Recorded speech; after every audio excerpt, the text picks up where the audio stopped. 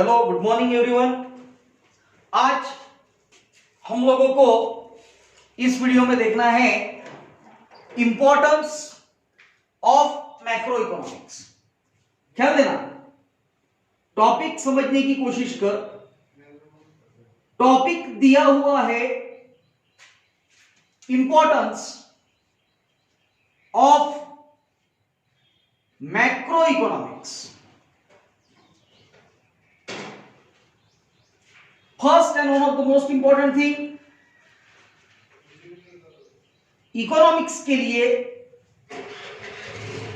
दूसरा वर्ड पूछा, इंपॉर्टेंस के लिए दूसरा वर्ड पूछा जा सकता है, that is of significance. Exam point of view अगर आप बात करोगे तो ये वाला क्वेश्चन पूछा जा सकता है फॉर 4 मार्क्स। क्या क्वेश्चन पूछा जा सकता है? क्वेश्चन कुछ इस तरह से आएगा, एक्सप्लेन इंपॉर्टेंस ऑफ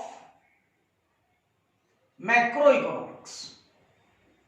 भाई मैक्रो इकोनॉमिक्स जो है, उस मैक्रो इकोनॉमिक्स के क्या एक्सप्लेन करना है? इंपॉर्टेंस। हाँ, कभी कभार ऐसा भी हो सकता, इंपॉर्टेंस के लिए दूसरा सब्स्टिट्यूट वर्ड लिया जाएगा and that substitute word can be significance. अभी तक I hope so micro and macro ये दोनों का डिफरेंस क्लियर हो चुका होगा।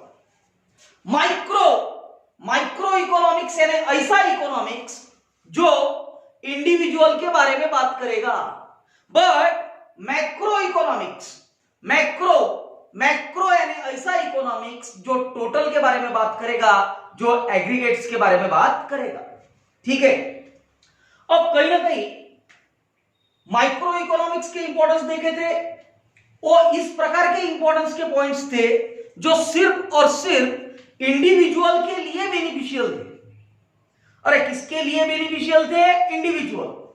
बट अब कहीं ना कहीं मैक्रो इकोनॉमिक्स का इंपॉर्टेंस देखना है, एंड मैक्रो इकोनॉमिक्स का इंपॉर्टेंस देखते समय आप लोगों को क्लियर होना चाहिए ये ऐसे इंपॉर्टेंट पॉइंट रहेंगे which are important from the point of view of a nation.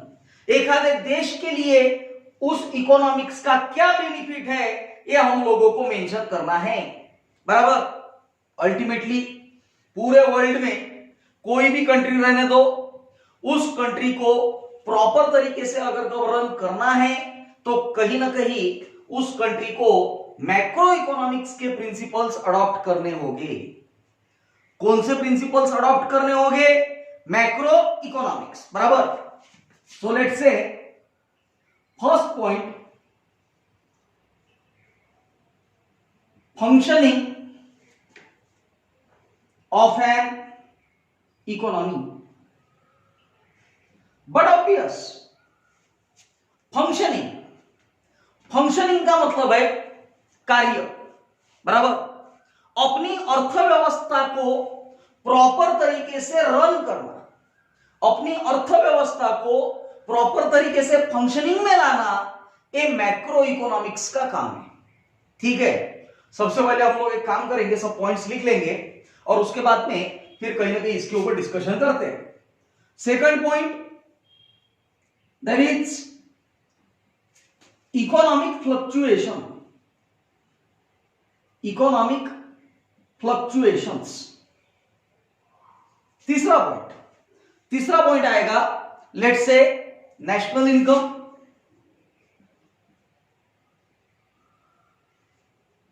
चौथा पॉइंट, इसमें हम लोग लिख सकते हैं इकोनॉमिक डेवलपमेंट। ख्याल देना, पहला पॉइंट लिखा functioning of an economy, second point economic fluctuation, third point national income, fourth point economic development, fifth point that is performance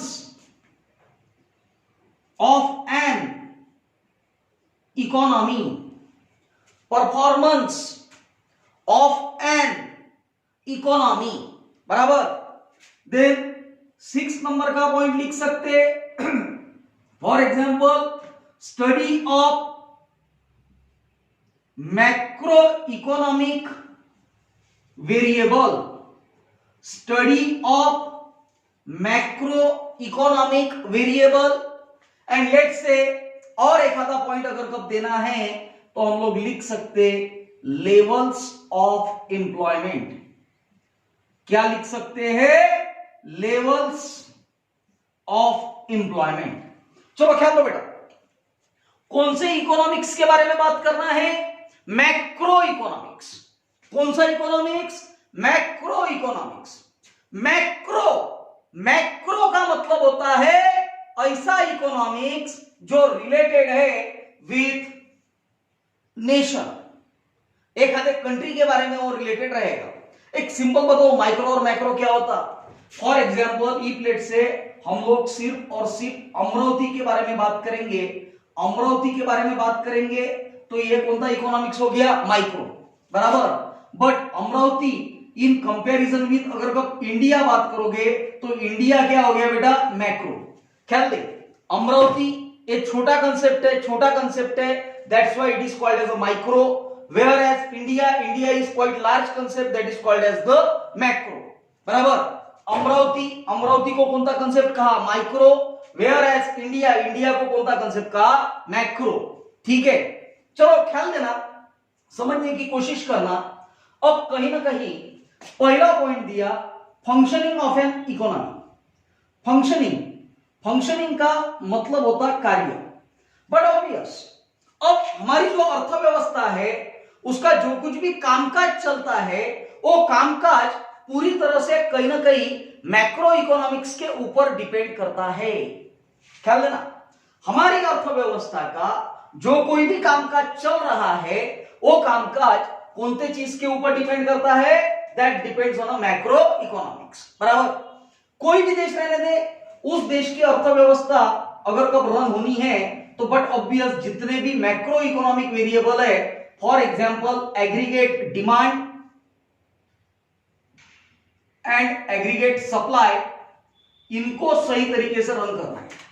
aggregate demand and aggregate supply, अगर कब डिमांड एंड सप्लाई प्रॉपर तरीके से run हो रहा होगा तो but obvious हम लोग ऐसा कह सकते हैं कि हमारी जो अर्थव्यवस्था है, हमारी जो इकोनॉमी है वो प्रॉपर तरीके से रन हो रही है।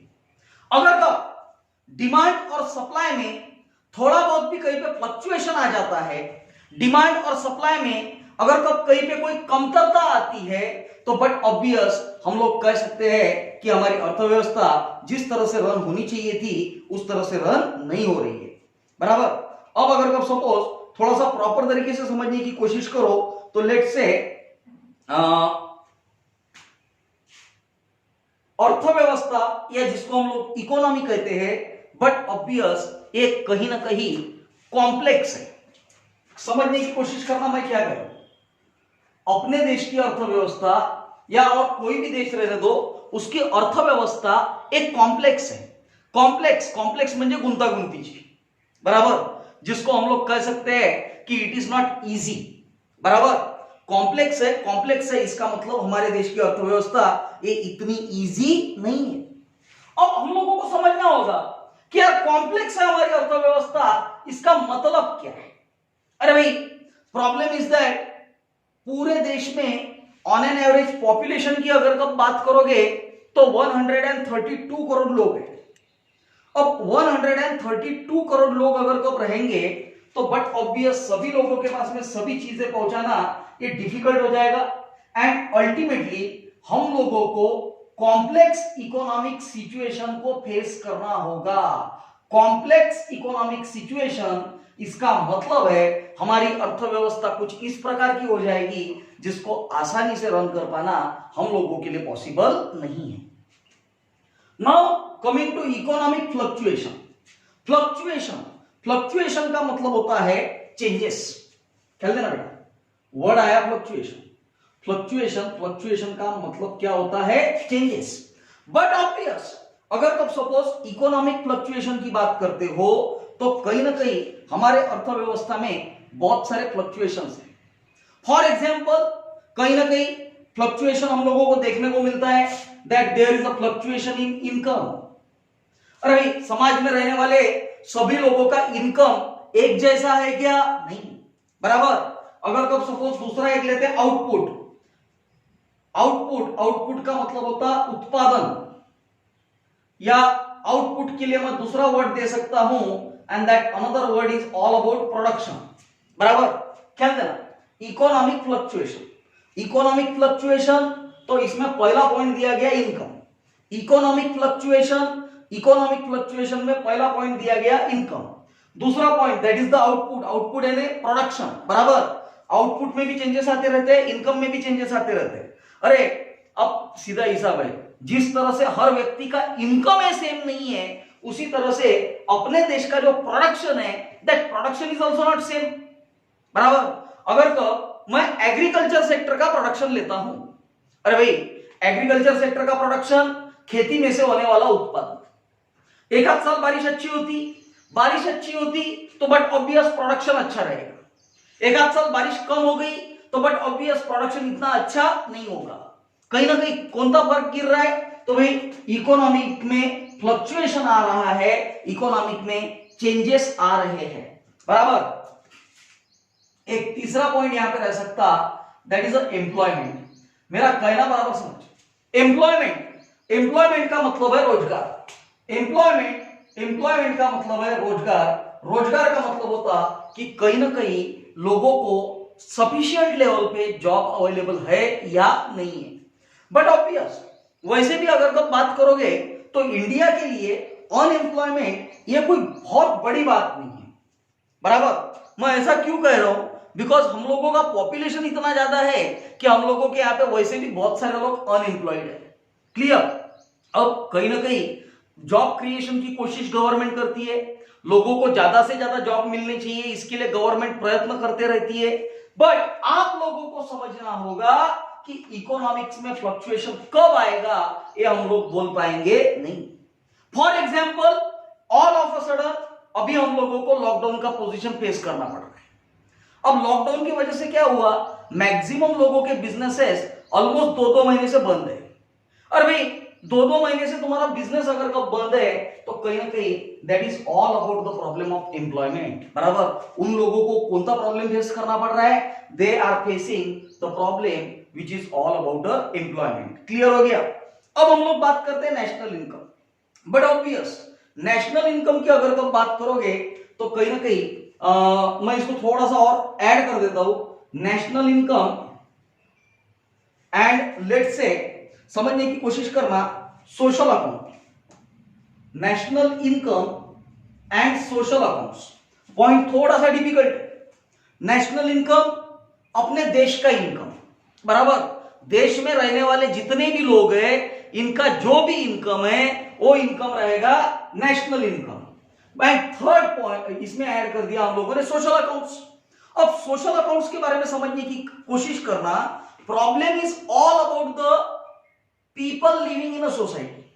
अरे भाई हमारे पूरे सोसाइटी में, हमारे समाज में सबके सब लोग एक जैसे हैं क्या? नहीं। कुछ लोग ऐसे हैं जिन लोगों का फाइनेंशियल पोजीशन बहुत स्ट्रांग है, कुछ लोग ऐसे हैं जिन लोगों को हम मिडिल क्लास कहते हैं, और कुछ लोग बेचारे ऐसे हैं जिनको हम लोग लोअर क्लास कहते हैं। लोअर क्लास यानी बेचारे गरीब लोग, बराबर। एक चौथा भी क्लास है जिसको हम लोग कहते हैं पॉवर्टी लाइन के नीचे, बिलो पॉवर्टी लाइन, बराबर।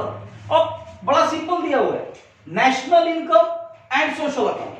बट ऑब्वियस अपने देश का इनकम कितना है ये ढूंढ के निकालना, एज वेल एज हम लोगों के यहाँ पे सोशल अकाउंट्स का पोजीशन क्या है, समाज में रहने वाले जितने भी लोग हैं उन लोगों का जो इनकम है उसका अकाउंट्स कैसा है ये भी ढूंढ के निकालना। आज अगर तुम बात करोगे अपने देश की, बहुत ही कम लोग ऐसे हैं जिन लोगों को हम लोग रिच क्लास कह सकते हैं, हार्डली 5%, बराबर। नियर अराउंड 30% लोग ऐसे those who will be called as a middle class, बराबर। ऑन एन एवरेज अगर तुम सपोज बात करोगे 25 से 30% और ऐसे लोग हैं जो है लोअर क्लास, गरीब लोग, बराबर।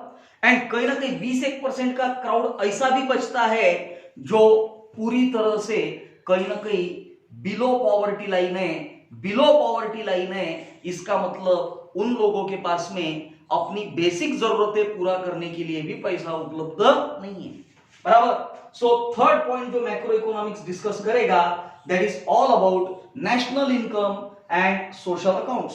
क्लियर। अब कहीं ना कहीं इकोनॉमिक डेवलपमेंट की बात करते हैं।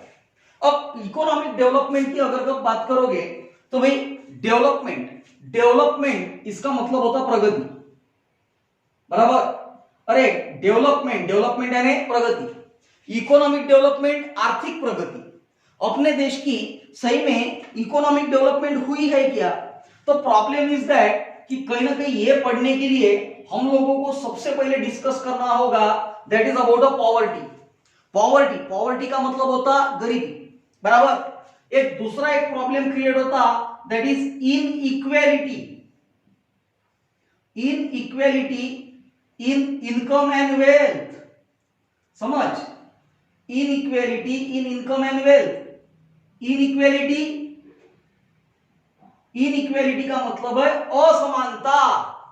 आज अपने देश में रहने वाले जितने भी लोग हैं, इनका इनकम और वेल्थ सबका सेम है क्या रे?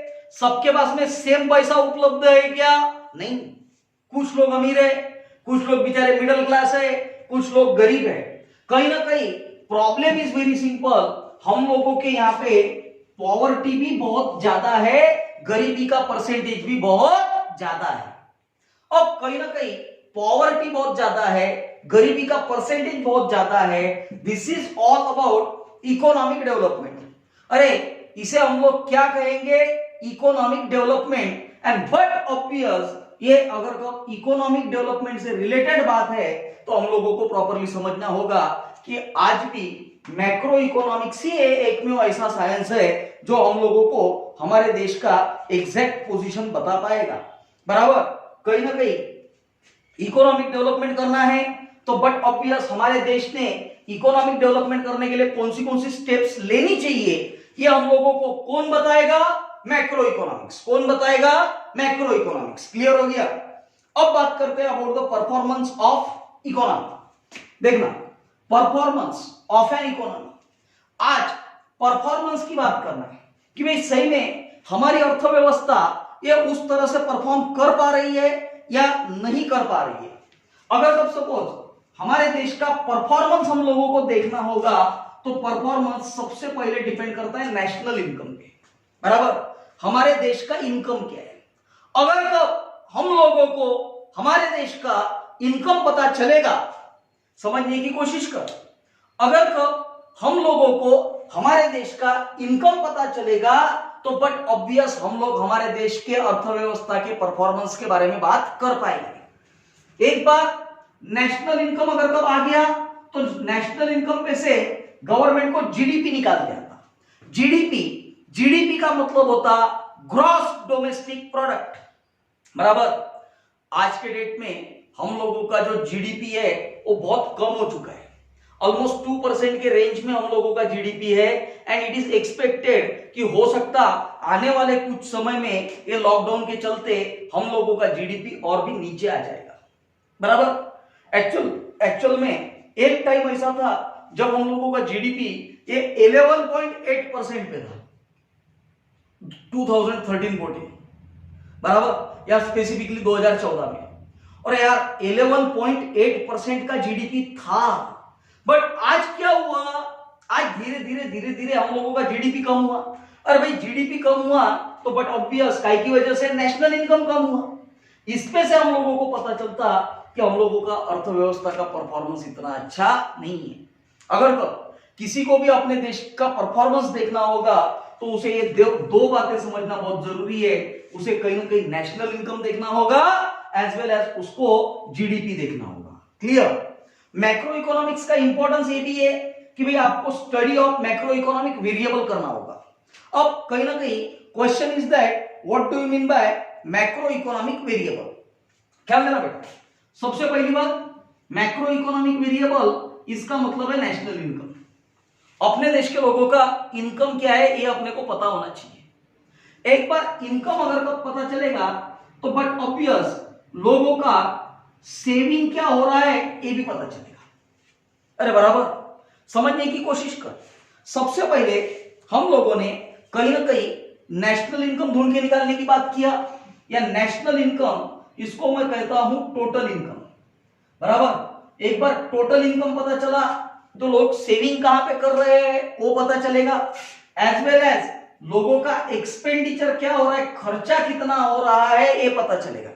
अरे भाई कोई भी व्यक्ति रहने दो, उसको अगर कब इनकम मिलता है, अरे क्या मिलता है, इनकम, वो दो ही बातें करेगा, कुछ पैसा खर्चा करेगा यानी एक्सपेंसेस करेगा, और कुछ पैसा सेविंग करेगा इसका मतलब वो पैसा बचा के रखेगा।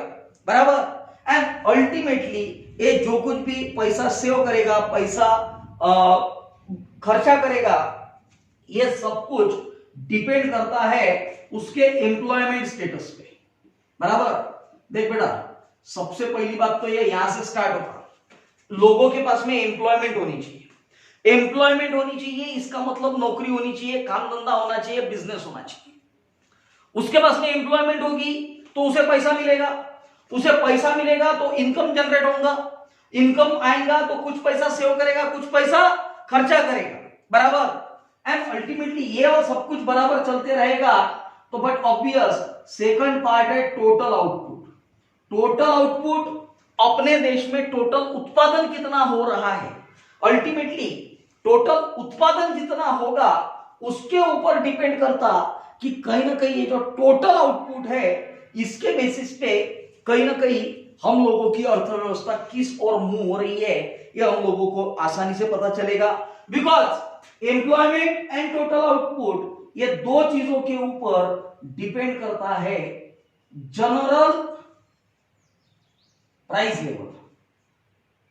क्या डिपेंड करता, जनरल प्राइस लेवल सर्वसाधारण कीमत। बराबर because problem is very simple, अचानक से प्रोडक्ट का प्राइस बढ़ना भी नहीं चाहिए, अचानक से प्रोडक्ट का प्राइस कम भी नहीं होना चाहिए। अगर तो प्रोडक्ट की प्राइस बढ़ते जाएगी तो उसको हम लोग कहते हैं इन्फ्लेशन, महंगाई। अगर तो प्रोडक्ट की प्राइस कम होते गई तो हम लोग उसको कहते हैं डिफ्लेशन। बराबर तो बहुत ज्यादा प्राइस बढ़ना भी नहीं चाहिए, बहुत ज्यादा प्राइस कम भी नहीं होना चाहिए। हम लोगों के पास में जो कुछ भी प्राइस अवेलेबल रहेगी that should be general price level. बराबर प्राइस लेवल एक कैसा रहना चाहिए, जनरल। प्राइस लेवल एक कैसा रहना चाहिए, जनरल। क्लियर हो गया।